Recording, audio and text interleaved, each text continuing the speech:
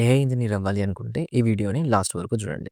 Welcome to day 22 of becoming gen AI engineer. Types of machine learning. Machine లెర్నింగ్‌లో చాలా types ఉంటాయి. అవేంటో ఇప్పుడు చూద్దాం. ఫస్ట్ వన్ వచ్చేసి సూపర్వైజ్డ్ లెర్నింగ్. ఇక్కడ మనకు కంప్లీట్ డేటా ఏదైతే ఉందో, డేటా ఇచ్చే ముందు దాన్ని లేబులింగ్ చేస్తామనమాట.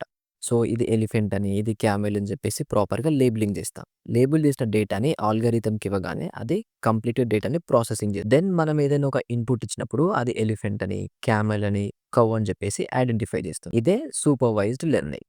నెక్స్ట్ వచ్చేసి మనకు అన్‌సూపర్వైజ్డ్ లెర్నింగ్ ఉంటుంది. ఇక్కడ డేటా ఏదైతే ఉందో కంప్లీట్‌గా రాలోనే ఉంటుంది. విచ్ మీన్స్ ఎలాంటి లేబులింగ్ అయితే ఉండదు. ఆ రా డేటా ఆల్గోరిథం తీసేసుకొని దాంట్లో నుంచి అది ప్యాటర్న్స్‌ని ఐడెంటిఫై చేస్తుంది. ఐడెంటిఫై చేసి అదే ఆటోమేటిక్‌గా డేటాని లేబులింగ్ చేసుకుంటుంది. సో, అందుకే దీన్ని unsupervised learning and last one వచ్చేసి రీఇన్ఫోర్స్‌మెంట్ లెర్నింగ్.